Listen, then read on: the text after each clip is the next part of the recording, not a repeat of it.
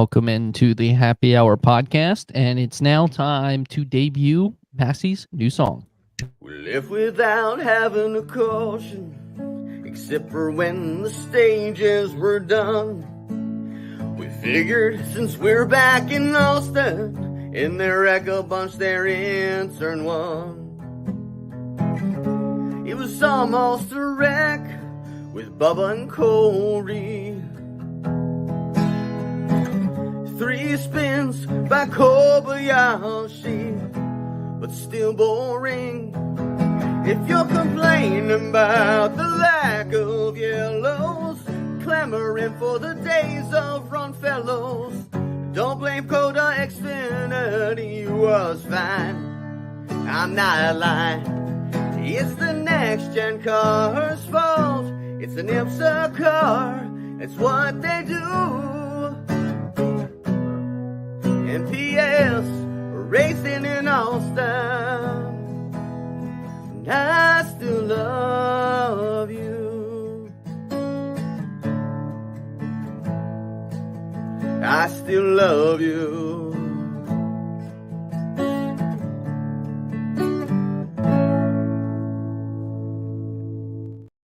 There we go. You still love Austin. That's good to know. All right, folks, welcome into the Happy Hour podcast. 3-man booth this week. Join in with Caleb Barnes at Caleb Barnes _, and of course, the singer, songwriter, and performer at _Massie 22, Mr. Michael Massie. Gentlemen, we have a jam-packed show. We haven't updated the fantasy draft, so we have to do that in this episode. Plus, it is NFL draft season. So we're going to have our own version of that with our prospect draft. That's going to be later on. Plus, we have a lot to talk about in terms of COTA, as well as maybe some little track limits, and then some, a race near and dear to Massie and I hearts, being Richmond natives. Obviously, talking about the Richmond race and if it's on Easter, if it's good. But gentlemen, first I want to say is everyone doing well? Everyone doing well? Excited for another episode of Happy Hour? Absolutely. That was a beautiful song to start out this episode with as well. So great job, Massie. Thank you. Gotta have some Blake Shelton every once in a while, especially during the Fox part of the season, since him and Boyer, you're so tight. I love that song. Yes. And speaking of tight, we had some tight battles in the best NASCAR race bracket. The fans decided, and wouldn't you behold it, Trey ends up right with the 2001 Pepsi 400, ending up being the winner. So, does that count as our bracket getting busted last week, or did we set the bracket and this one? How does that work? What does that count as? Our bracket was correct. The fans are wrong. That's incorrect. The fans are right. Thank you to our audience. As you can see here, the 1979 Daytona 500, the one that Massie and Chase Folsom really loved, didn't even get out of the play-in. So let me address the voters right now. You got to learn some NASCAR history. Without that race, NASCAR does not get on big-time TV for the 2001 Pepsi 400. You'd be seeing that race on TNN, and they'd say, when Alan Bestwick did the learning lessons learned from his father, people would be like, who is his father? Because NASCAR wouldn't be as big, and they wouldn't know who Dale Earnhardt Sr. was.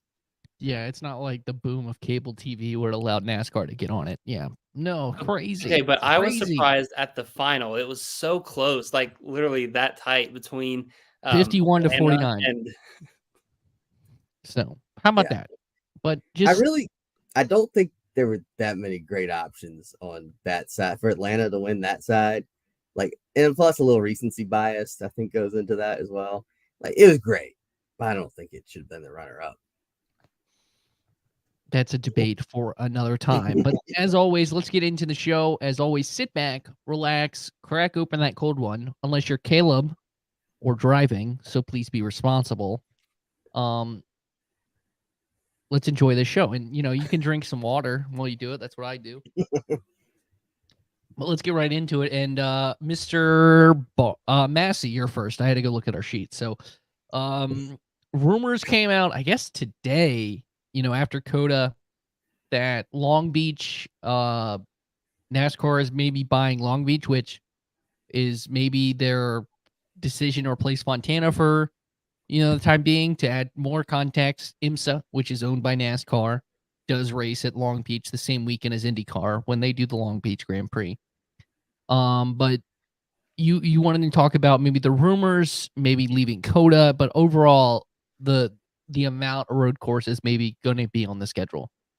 Well, yeah, there's been a lot of speculation dropping in just the past week alone. As you mentioned, Long Beach, NASCAR also got their rights to Bowman Gray Stadium. There's a rumor that Jordan Bianchi dropped on the teardown that they could be headed to Mexico, which would also be a road course. Bowman Gray, of course, not a road course, but Long Beach and Mexico, if those happen, that's 2 more road courses. That would take us, where are we at, 6 right now? And We're at 5 right now. So that would take us to 7. Do you think there's going to be 7 on the schedule? They had 7 at one point, right? They Was did it 2 years yeah. ago? But I think that wasn't on purpose, because I think that was when Auto Club, they couldn't go to it for COVID, so they went to Daytona road course. But I don't think they've ever wanted to intentionally have 7. And I think with this car, it's not doing well at road courses. Just being honest. So I would think right now you should limit the amount of road courses. So I would think they got to take something off. But what comes off? My thoughts would be take Charlotte off their oval, have 2 oval dates, take care of one of them, and then maybe COTA takes a couple years off the schedule. I don't know. What do you guys think? All right, fine. I'll bite. So me and Trey were just looking at each other. I'm fine with 5 to 6 road course races a year. And as the garage door is opening, Trey, you might want to take this. I'll take it ahead. As Caleb's got, I guess, family members coming home, so the garage door opens. That's great audio quality right there here at Happy Hour, but we'll make fun of it. But yeah, there's already too much. I think 5 is too much. I think 3. Like getting rid of 1 more, it could be Chicago. Like Chicago could get replaced, let's say, by Mexico, or Mexico could be if it's 5 and one of them is the Clash, then I'm necessarily okay with it. Just like 4 points and especially in this car. Like I got it in 20 and 21 when you had a car that produced good road course races, but at some point you have oversaturation, and it feels like we've reached oversaturation. At least, like, if you think of Chicago, like, that's a different road course, because it's way more technical than any other road course they go to, because you actually, like, if you can't go 40 feet wide like they do at COTA, or you're going to hit a wall, you have to be very technical with it. I think that's why SVG was so good there. But yeah, I think because the oval racing at Charlotte was so good that you have, like, I think that goes to 2 ovals. Like, I would love them to revisit Road America. I think that's just a great spectacle for racing. Don't think that will happen. But if they do Long Beach, I get it from marketing perspective. But that, I would assume that means you're not doing a doubleheader weekend at Indy, so that's which they're not doing anymore. They did, and you're getting rid of the IMSA race, which that could be, if you want to look from a business point of view, a big reason IMSA can get popular is a lot of Indy fans watch that IMSA race. You get hooked on IMSA, so on and so forth. So it might be like bad for NASCAR on one end, but I get why going to Long Beach. Like, I think it would be cool maybe one time to do Long Beach, just because it is a cool track. Like, and if that's your straight course for the year is Long Beach, I think that'd be really cool. And then you go to Glen and Sonoma, of course. Then the 4th can be between COTA, Mexico, Road America. Hell, I'll throw Sebring in there as well. But I think, or the Roval as your 4th, and I think that would be kind of ideal, because you still want it to be a test where they're not throwing away the races. And if you make it 2, you can do that. But if you make it 4, it won't. But I think 5 or 6 are too much. Do you think they would throw Long Beach in there as like a street course, kind of like IndyCar is like, oh, we're going to a road course. Now we're going to a street course. They're different. Do you think they might do something like that? But I think NASCAR counts Chicago as a road course. They just also say it's a street course. I'm pretty sure. I think it's classified as a road course, but the title of it is Chicago Street Course. The same way the title would be Bristol Motor Speedway. You know, man, they're taking rights and lefts. That's the road course, boo. Yeah, I don't like that. Okay.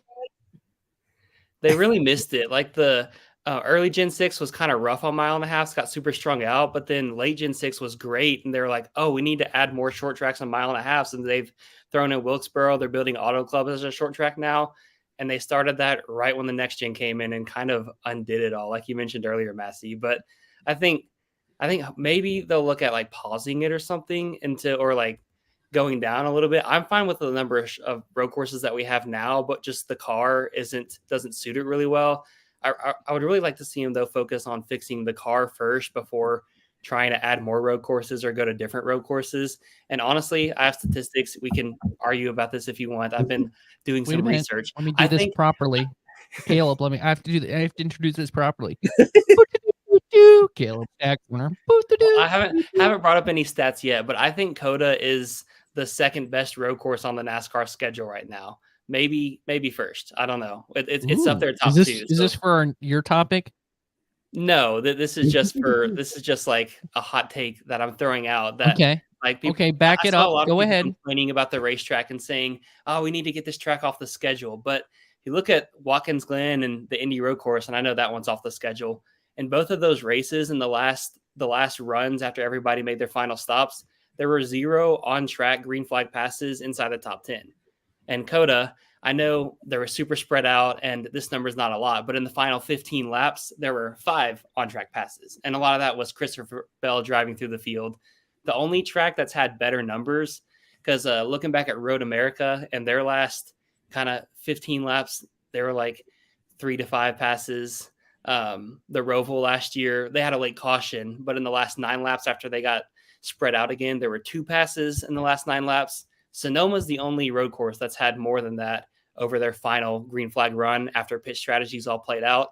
In both the Sonoma Next Gen races, there's been 13 green flag passes inside the top 10. So not a ton, and it's a point to the car as well. But I think COTA and the technical sections and everything, it works better with this Next Gen car than, say, a Watkins Glen, where there's not a ton of like hard braking points or technical areas, and they just can't close in on each other and pass. So I would be sad to see COTA go, but also we do have another racetrack in Texas. And I think, I don't know. I'd be curious. Not great. Would you guys prefer a race at COTA like we just saw, or a race at Texas Motor Speedway? I'd take some COTA, I think. Okay. Honestly, I'd say the worst road course. I know it doesn't go with the stats, but I've never really enjoyed Sonoma. Like, I know it's a long time. It's like a legacy. You Southern Priss hating the West. I'm with you, Massie. I was surprised whenever I saw that it had the most passes, because I feel like their races just haven't been great. It's because I just Massie think doesn't drink wine. He's not that fancy type that I'm not a fancy wine. Pants. He's not as fancy. Well, yeah, let's have a race. He's like, they give wine as a trophy? What? I'm from Goochland, Virginia, man. That's crazy. I just drink Miller Lite because go Rusty. Go Rusty. But yeah, I think you have a race at Long Beach. You got your California quota set. You don't need one up in the northern regions of California as well. Question: if they go to Sonoma at the right time of the year, like now, would it be better? Absolutely, it'd be prettier. I don't know if the racing will be better, but I'm worried the replay is going to make it worse. Yeah. So, Caleb, I don't know if you answered the question exactly. Do you think there are too many road courses on the schedule?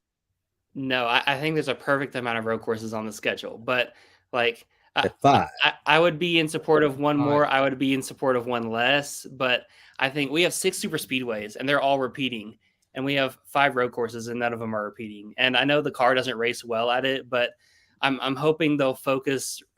I don't know what the timetable is, but when this car gets fixed, I think we're going to look back and be like, all right, I'd like to see some more road courses again. So you're at 4 to 6. Okay. I'm at like 4 to 4. 3 to 4. I'm like 3 or 4. I'm like -2. Get rid of them. I thought 3 Old when they had man 3 Massie. in there, the sweet spot. When they Old added man the Massie. but like Watkins Glen, I mean, that place packs out, and the fans there are so crazy that should be on the schedule forever. The other ones, like, I would kind of like to see what they're doing with like the Clash and the street course and stuff, where it seems to be a lot of like 3-year plans. Like, go somewhere, run it 3 years, take a couple years off, come back to it. So like COTA, I feel like we should take a few years off from it. I was, what's the other one? Was it Roval? Go back to Charlotte, the Oval for a while, and like Sonoma. I think we could take a few years off from that.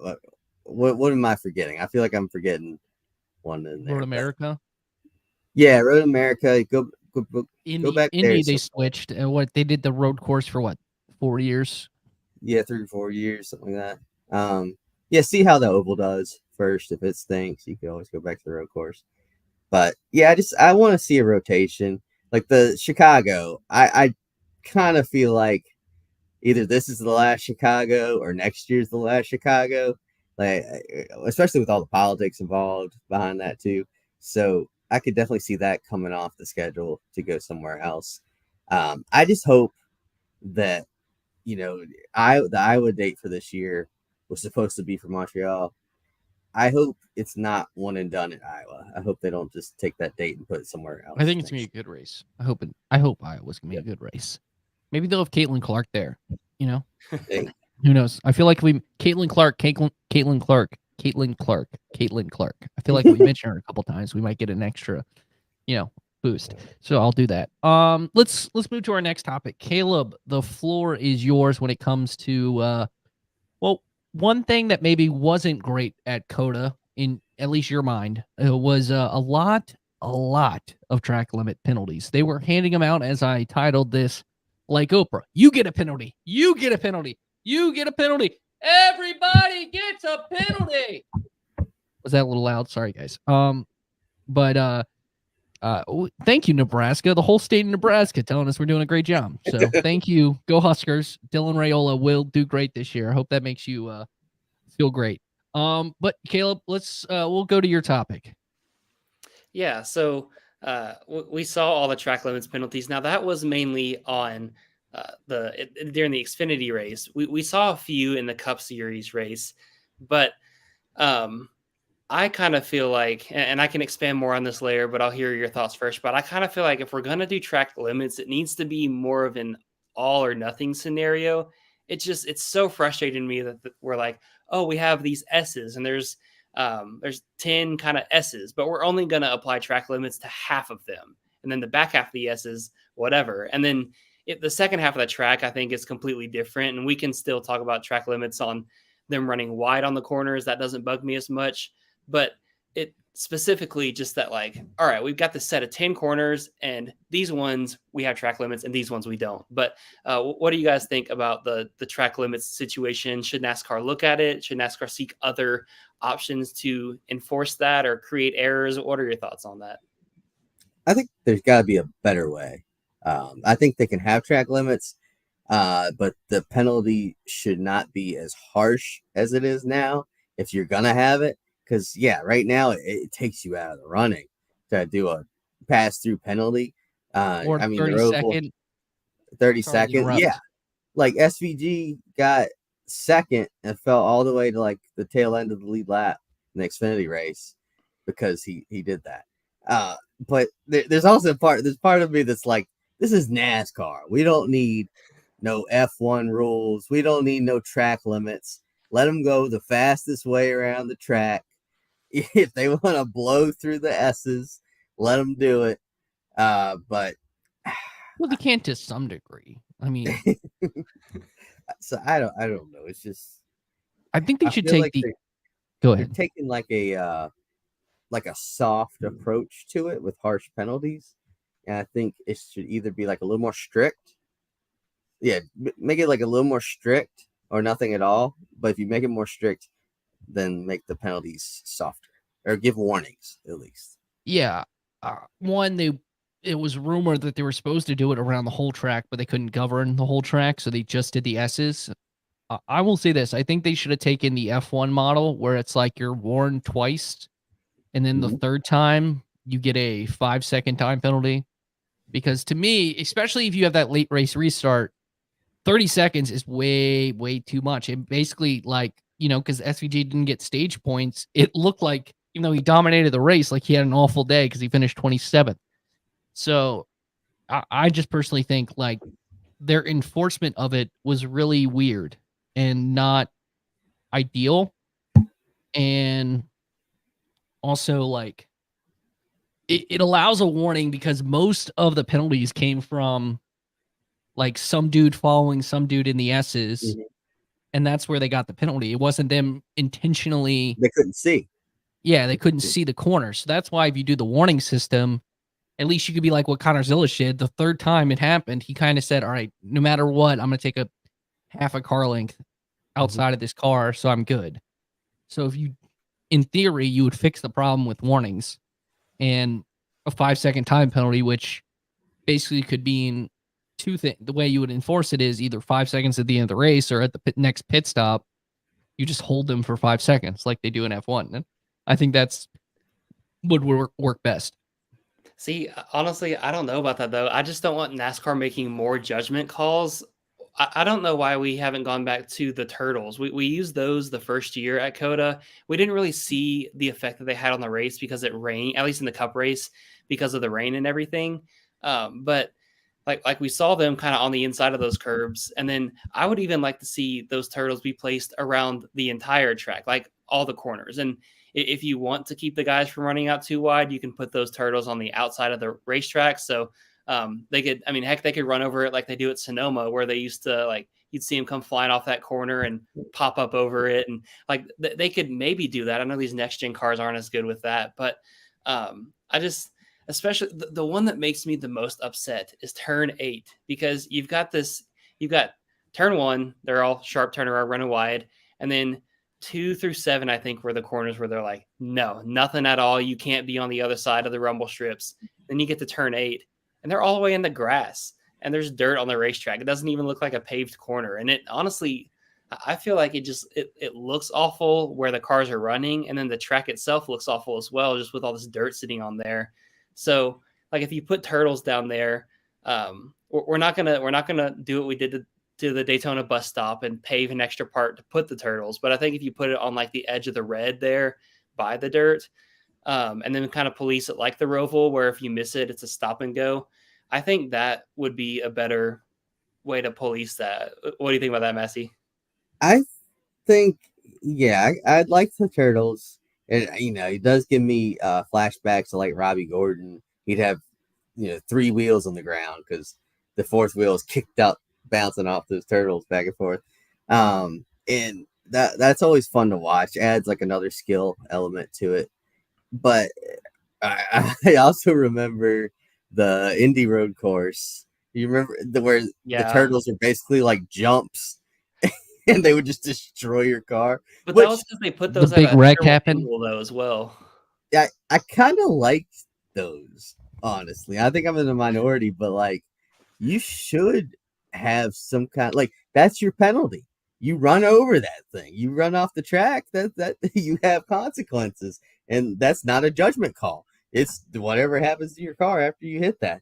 So I know I could be down with more things like that. Yeah, I don't know where to go with the whole thing.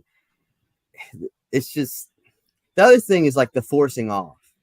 Like, you see people get forced off the track and then they get penalized, where that should be more like the old yellow line rule. I feel like, where the person forcing someone should be penalized instead of the person that goes off the track. So there's all these like little ticky-tacky rules. And so I don't know, choose a direction on it, NASCAR. Go be more strict or just get rid of it all. And boys, have at it out there.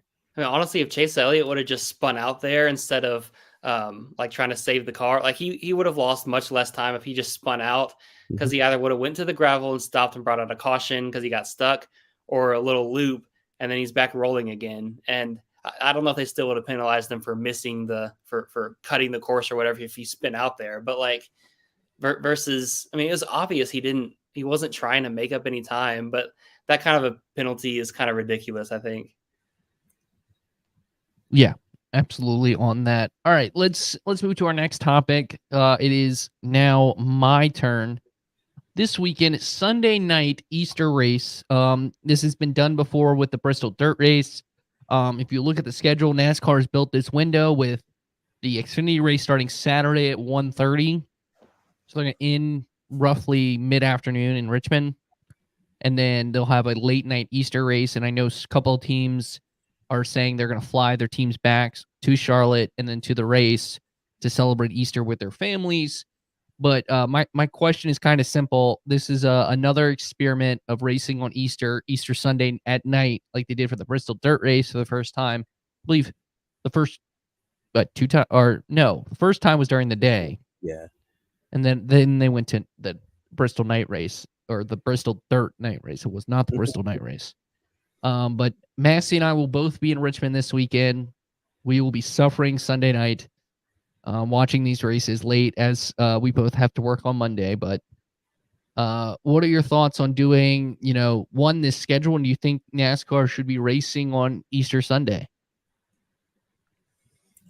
Yeah, I think that it was worth trying because you want, like the NFL has their big Thanksgiving and Christmas games. NBA has Christmas games, and that's bigger ratings on those holidays, right?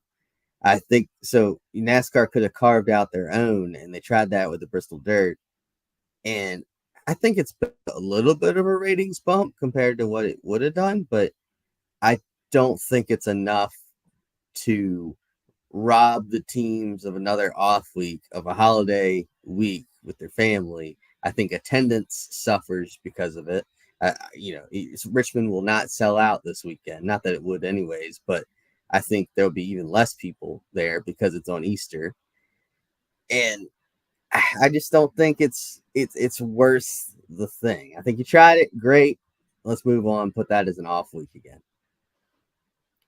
Or if you have to have a race, sorry, Caleb, about to interrupt. I just wanted to get my idea in. I think you've had double headers there at Richmond, like an Xfinity Cup double header, and it's worked. Why don't you just do all day Saturday and then they can still have all of Easter Sunday? So I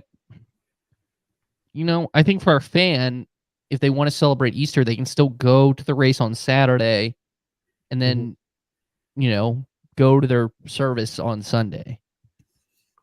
See, I guess I've been to the last two Easter races at Bristol. I won't be at this one this year. I didn't mind it. I thought it was something kind of fun and kind of unique. And like I enjoyed the services that they did outside the track. Those were kind of fun too. They did have Tim Tebow, so yeah. Like you said, and I met him last year. I helped out with that event actually. That's where I ended up doing my internship later in the summer. But like you said, NFL has Thanksgiving, NBA has Christmas. NFL is also trying to take over Christmas from the NBA. But NASCAR, I like their thinking of going after one of the crown jewel holidays. My crown jewel holidays are Christmas, Thanksgiving, Easter, and 4th of July. And I like the thinking of it. They used to have the 4th of July one. They moved did. It off of it. See, well, I'll get to that in a second. But I think if they want to stay on Easter Sunday night is solid for the ratings.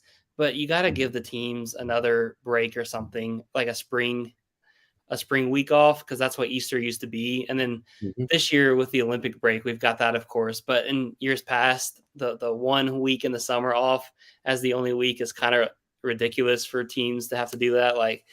So I feel like if you want to stay on Easter, give them a break then.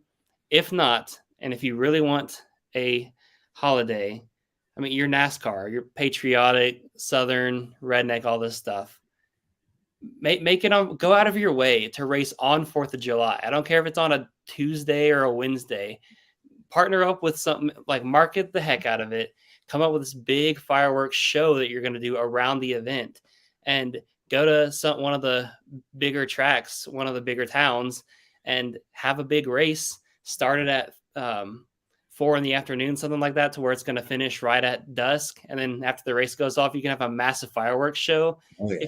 If you really want to be on a holiday when people are off of work, NASCAR and 4th of July, it just goes perfect together. So I think if we're going to get off of Easter, we should look at doing something like that and going all out. And like, I don't care if it's on a Monday, Tuesday, or Wednesday, like maybe the following week you take off or something like that, or like a Thursday race would replace a Saturday race, something like that. But I think that would be kind of fun to see instead of this Easter spring stuff where a lot of your people in the South are going to church and aren't really paying attention as much. I think 4th of July would be super fun. And they're kind of doing that with the Chicago street race. That was July 4th weekend. It just, rained insane the last time. And then they obviously did Road America the first time they moved off Daytona for that weekend. And if you want to move off Daytona, I would argue like you move it to Atlanta and make that the date, like make that the July 4th race. Because that's a great race. And I think that would work for that concept. It's in the South, like it's kind of the same idea. And you don't necessarily have to do a weekday race, especially if it's gonna be a speedway race. Like you can do, it just might not be feasible with the haulers and that thing. Like you still can do it July 4th weekend, whether it's like the 7th this year. But like do a track, like do Atlanta, which I know it's technically NASCAR quote unquote owns that weekend. Daytona's a NASCAR track, Atlanta's a Speedway Motorsports track, but you can figure it out. I just think with Easter, like do it on Saturday and give them an off day on Sunday. But you're basically in a normal season, so a non-Olympic year, you get one off week for 37 races from February to October or November. That's just insane. Like that's like no other sport has that kind of grind. And it's not like, you look at the NBA, they have the All-Star week, but it's a December to July like kind of thing. But this is such more of a violent, intense sport compared to basketball. And I'm not trying to, like, hockey has a long grinding season. I guess it would be a good comparison where they have just the All-Star break, but you get, you're traveling more compared to NASCAR. I think 2 off weeks in, like, I think one in between the regular season finale and the playoffs would be great, because then you just kind of get a week to build, and then either right before the summer stretch, so like right about now, would be perfect. Yeah, split it into thirds. Yeah, that would be. I mean, the thirds thing would be cool to have, like, Memorial Day weekend would be one cutoff, Labor Day would be the next, or something like that. You could have like mini tournaments in there, or something like that. What we saw, Denny's bracket was really well received last year. So I'm looking at you, Prime and Warner Brothers, to have something like that for your stretches of the season. But I mean, the elephant in the room is there's too many race dates, right? we got to cut that back. But that won't happen. And it's not happening because they already signed the new TV deals. But they could build natural. You do the Fox schedule. You take a week off. You do the Prime, and I think Prime and Max are going to have very similar teams. I.e. Dale Jr.'s on both of them. Yeah. So they're going to have very similar teams. Then a week off, and you do the NBC schedule, because then it's kind of like a natural passing of the torch. Like NBC can go all out for a week of like promoting it, like here's what happened, so on and so forth. And also, if you have with these fans, you're going to need as much time as possible to be like, hey, folks, you're going to have to go to this. I'm assuming it's going to be on TNT, but Amazon's not, Prime, but they're going to have to get to the streaming service somehow. Like, it's crazy to think that next year, the most accessible racing, which will be the Xfinity Series, because all you need is TV, all you need is Bunny Ears, because it's going to be on the CW, and that is a Bunny Ears channel, if you didn't know, ladies and gentlemen. So, yeah, they need more breaks. You hear it from the teams. I think they need to listen, and I'm not that big of a religious person. I'm just not. And I'm not here to say, you know, who like do your own thing, my people. But like for me, it's like I was so used to this being an off week where now it came back. It's still weird. And I have my dad, who's like a traditional NASCAR fan. It's like, this is really weird. I don't really like this. I don't think they should be doing this. And like, I use my dad as a really good kind of barometer for the old school fan. And shout out to Fred Lyle. And I just, yeah,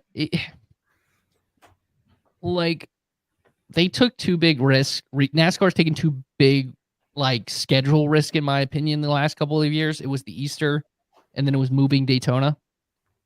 To me, while I miss Daytona on July 4th, it's so good to be the last playoff race that I'm like, I'm okay with this. It worked out. This I don't know is hasn't. I hope. Like I love Richmond, and now this gives me an excuse to go home for Easter.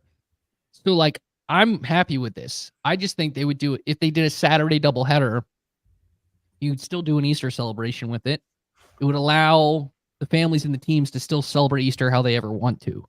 And I think that's where I'm at this point. If you're going to use this weekend, we'll see how it works. I think this is the best possible way for the teams in terms of if you're going to have Saturday and Sunday, you want to make it as long as possible between the end of the race Saturday to the start of the race on Sunday.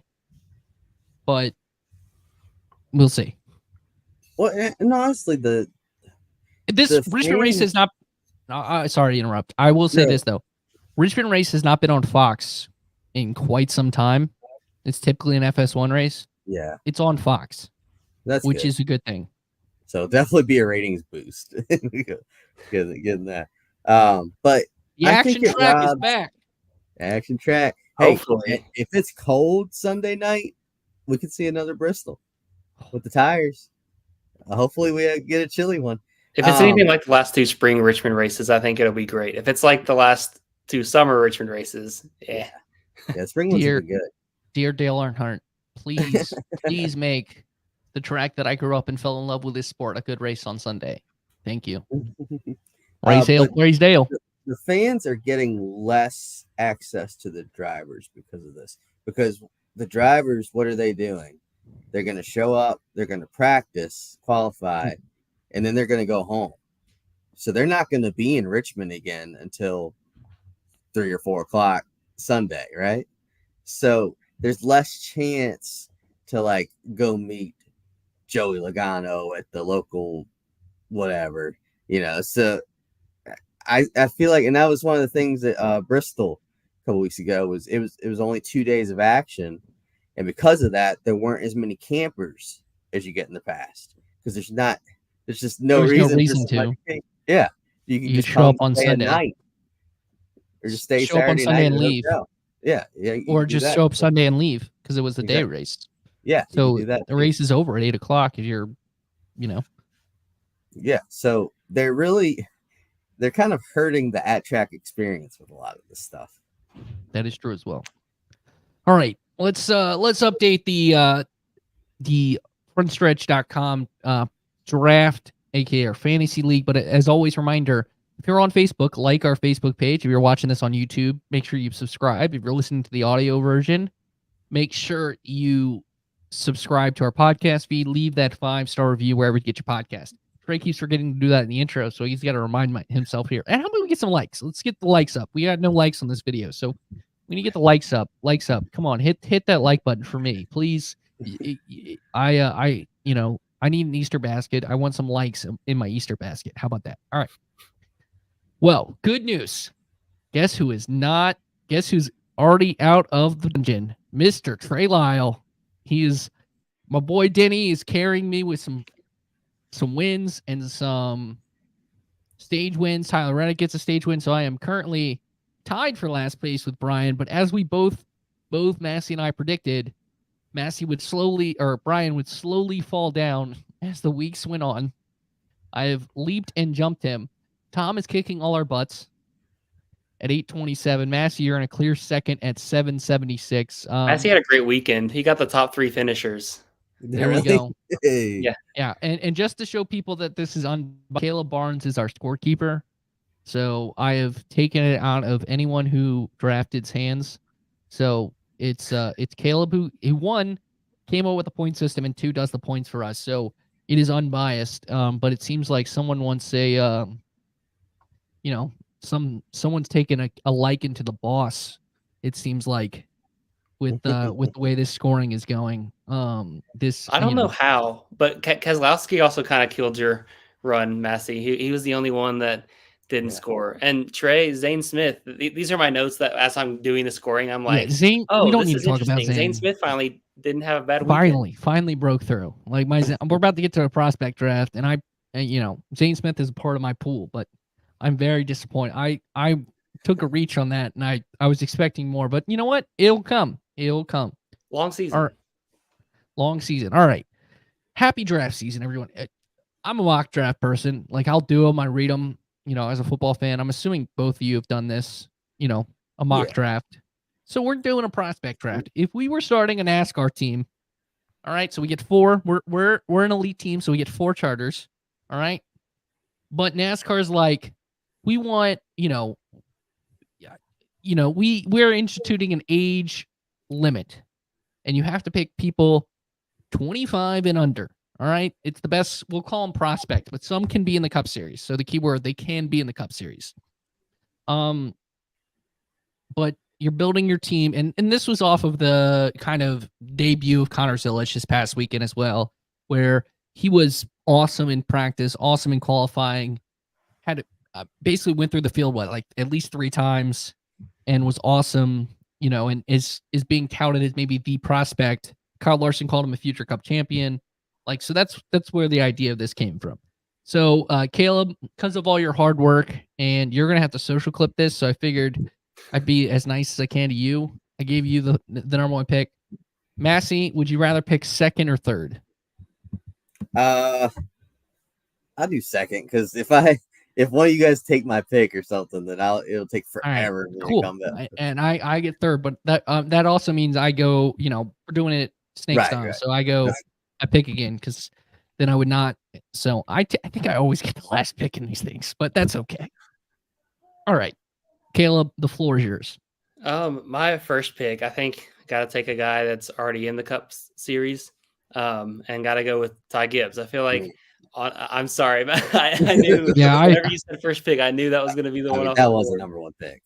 Yeah, I figured I had a star next to Ty Gibbs, but I figured I was not getting him. So yeah, I feel like he's honestly been a top 2 Gibbs driver in every race this year. He hasn't got that win yet, but like he kind of seems like he's almost been the most consistent guy ever, like from place to place, no matter what style of track or racing. Oh, I guess except for the speedways, but everywhere else he's been up front. So guess who's going to be on the fast lane soon? Because you just drafted Ed Lane's favorite driver. That's Caleb Barnes. How about that, ladies and gentlemen? Massie gets that. All right, Massie, the board is yours. Okay, so I'm gonna go a little recency bias playing in here, but I'm gonna go with Corey Heim. Oh, thank God! Thank God. Good one. Just because I think he's so well-rounded.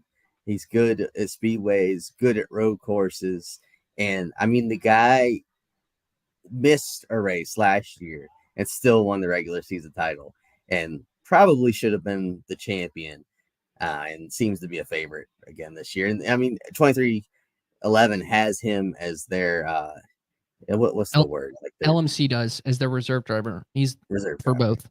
Yeah, I think LMC has him in his pipeline though. Well, okay. I'm gonna go with the team that has a better driver in the pipeline, and I think if he didn't blow the first corner or get wrecked a couple times, he would have won this race. But I'm going. I mean, he's already won the 24 Hours of Daytona. He's already won the 12 Hours of Sebring, and he did the last stint in that 12 Hours of Sebring. I trust Kyle Larson's opinion. I think that's a good opinion to base talent off of. So I feel like there was 3 obvious picks, and I'm going to take the 3rd one, and that's Connor Zilisch. And you know what? I like team dynamics. I really do. And they seem to be buddy, and they were roasting each other last night. So, and Connor Zilisch said that they were right next to each other. So I'm feeling the love. Give me Jesse Love. I Ooh. thought he was gonna make it to round. Well, he did make it to round 2, but back You to thought he was going to me. fall to me because you thought I was going to take someone else with this pick. And I Yeah. thought about it, but I'm hoping that he'll come back to me, and we'll see. You might do it in spite of me, but I'm taking the Love Machine. So Jesse Love. Okay, I got my top 2 names on my board, guys. Look at that. Boom. What's the other Yeah. names on your board? Not telling you. All right. Well, I'm gonna go with another guy that's already in Cup. He's the car he's in ran like 30th every week last year, 35th, and he's like consistently top 20, top 15. And I wonder how good the car is. I wonder if he'd be doing even better if the car is better. Spire car, Carson Hocevar. So fun fact, didn't have Carson Hocevar on my list because I forgot him. But Really? good pick. Yeah, I forgot. I have a different Spire driver on my list, but you should know I that. know you do. I know. Massie, you got me back. Still my next pick. So There we go. All right. Looking through my lists as well, which I gotta go back to back, don't I? Yes, you do. So let's see. I think my next one, I gotta go with another Spire guy. Who's it gonna be, Trey? Well, one of the 3. You can't be Corey LaJoy because he's over 25, so it has to be Zane Smith. I like back down on the trucks. I like Raja Karuth. He's still young. He's I think 20, 21 years old, and he's still developing, but he's kind of following the William Byron model of he started kind of non-traditionally, but he's just such a student of the sport. And so I got to go with Raja with my second pick. All right. And I was going to recap real quick. Go ahead. Caleb, you have Ty Gibbs and Raja Karuth. I thought you were going to go Cup Spire there. That's why I said what I said, but I forgot about the truck team. Corey Heim and Carson Hocevar right there in round is for Massie. And then for me, Connor Zilich and Jesse Love, the 2 best friends that anyone can have. So I am going to save one driver for you because I really hope you pick him. And he's under 25 and he's in the Cup Series. And given who your first pick is, I hope you pick him because I think that would be hilarious if they were teammates. But that's actually 2 of them that are under. There's 2 people. Yeah, I'm talking to Caleb. There's 2 people that I really want you to draft as his 2 teammates. So I'm going to leave them for you. If you don't pick, well, I might pick one with my last pick because then you would have it. But there are 2 guys that would be funny teammates to Mr. Ty Gibbs. See, now I'm trying to think. I don't know who you might be referencing there. One might drive a Ford for Stewart Haas Racing, and another drives a Chevy for Junior Motorsports. And they may or may not have said their opinions about Ty Gibbs. That's the hint I'll leave. Oh, by the way, if you have a suggestion, leave it in the comments. We'd love to hear your opinions about our draft so far. Who's having the best one so far as well. Or you might help us out with some of our picks. That's a G. You know what? You can call that. You know how GMs call up and see like who you're picking. That was me. Giving you a little taste of my board. Maybe I want to trade up, get a pick, but we can't do trades. But you get my point. See, I don't know that I'm still. Those guys have had flashes, but I don't know that I'm super high on any of those guys. I actually gonna go back to the trucks again for another first-time winner this season, who's kind of impressed me at some of the other tracks. Nick Sanchez, I think, is kind of I like the way his development's going as well. And I think for both him and Raja, I think it'll be a few more years. But hey, we're doing Dynasty Draft. We're doing the Hendrick Motorsports thing in 2018 where they had this young lineup and nobody had won a race, and then look where they're at now. So I think I'm going with Nick Sanchez for my next pick. I'll do the low hanging fruit. Noah Gregson.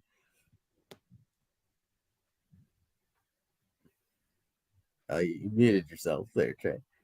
Also, I was really looking at John Hunter Nemechek, and I just Googled him, and he's 26. Yeah, I saw an article about that earlier. So that was one I had to wipe off the board very recently. Trey is still muted. But I guess we'll just have our own show while Trey doesn't talk to us. I don't know why he doesn't want to talk to us. I'm muted. That was great. Good job, Trey. All right. So I'm gonna pick the person that everyone thinks I'm gonna pick last because he's disappointed me this season. I think this is a sneaky good pick. I'm between two. One in the Cup Series, one in the Truck Series. And I was shocked they were these ages. But you could argue this guy was the best in the Truck Series last year and might be the best this year and could have easily, had some bad luck and didn't win the championship. Oh, no. I'm going to go Christian Eckes. No! So, I feel like this is a good team. I thought I safely had him at the 4th round. And then, of course, Zane, this is a point, my friend, where you're going to jump. You're still on the team, buddy. All right? I believe in you. You're a champion of this sport. You're going to win rookie. You might win rookie of the year. Probably, we'll see at this point. And you're going to be who we all thought you would be after this moment. You got a great finish at COTA. You're going to build off of it. So with my final pick, the dream team of NASCAR, Trey Lyle selects. I really want to pick Justin Haley, but I'm not. I'm going to pick Zane Smith because I feel like I have to. So that was the other one. I was between Eckes and Justin Haley because I feel like no one knows, and I just gave y'all one on your boards. But Haley's 25, or 20. He's like 24, 25. So he's actually. Yeah, I thought about him. I think that would be the only Cup Series winner if someone picked Justin Haley. How about that? Yeah, probably. Yeah, it would have to be. Yeah. Okay, so the last one, I'm going to go with a junior motorsports driver. I was going to pick Christian Eckes, and you're probably thinking now I'm going to pick who Trey was talking about earlier. No, I know who you're going to pick. In Sam Mayer, but that's not who I'm picking. I'm picking someone that is debuting in junior motorsports later this year and is a Cars Tour champion, Carson Quaffle. Ooh, I didn't think of that one. That was not on my board. Yeah. That's a good one. That's a good one. Pick. Yeah. So is this is the last pick of the entire draft, right? Yes, you have the entire board. Man, there's a lot of guys out there still that just looking through my list of some names. I know there's another Cars Tour guy, Luke Finhouse. He's gotten a lot of love. There's Jake Garcia. I'm pretty high on Jake Garcia. He had some really good runs last year with McAnally in the Truck Series, and hasn't done as well this year in the trucks with ThorSport yet. But I think with my last pick, I'm gonna have to go with Haley Deegan. No. I was looking at there are two more female drivers that have shown a lot of promise. And I think one made her ARCA debut earlier this year, Isabella Robusto. She looked really good out there. Didn't have a ton of time to get up to speed, but showed a ton of long run speed. And possibly if things had fallen a little differently, I think she could have gone up and competed for a top two or a win. I'm not sure how much more she's going to get to race in ARCA this year, but she's in that TRD system as well. And so that's who I'm going to go with for my last pick. I know it's a lot of young people, not a lot of Justin Haley was right there. It was really tempting, but. So there we go. Our full, our full teams: Ty Gibbs, Raja Caruth, Nick Sanchez, Isabella Robusto for Caleb. Massie goes with Corey Heim, Carson Husfar, Noah Gregson, and Carson Quapple. Why did you not pick? You should have picked, instead of Noah, someone with a C name. If you could have picked Chandler Smith and you would have had all C's, you could have been the 4 C's. 4 C's. The 4 C's. Like you would have if you got. Yeah, that was mine at Virginia Tech. That would have mean you would have got Christian Eckes. But I go with Connor Zilich, Justin Love. You got to say it like that. Yeah. And Christian Eckes, as I mentioned, and Zane Smith. Give us your thoughts. Who do you think had the best draft? Leave it in the comments section down below.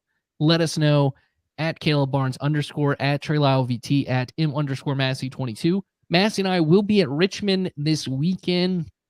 So if you see us there, give us a shout, say hello. We will we'll gladly say hi back. And Caleb, are you doing Thinking Out Loud this week?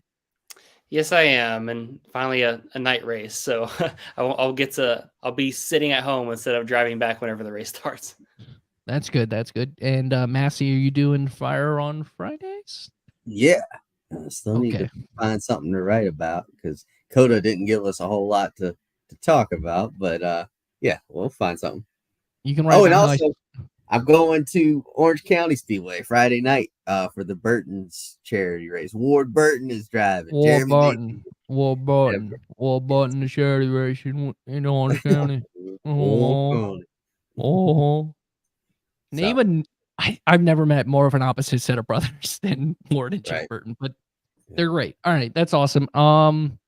What else? YouTube. Oh, speaking of Massie, he has a great conversation with Jeff Nadeau. That's coming out this week. We're bringing the heat. First part of that. Jeff. What got my brain? Jerry Nadeau, not Jeff. I got Jerry. Yeah, people have brain farts. People, okay. Jerry Nadeau. That conversation comes out this week, as well as Brian has. I don't know who he has on, so we'll see. Check that out. You can check that out here, youtube.com/Frontstretch, as well as on the podcast feed. Let's wrap it up. All right. Thank you, guys. Have a good night. Thank you, everyone, for listening. This is this episode of Happy Hour.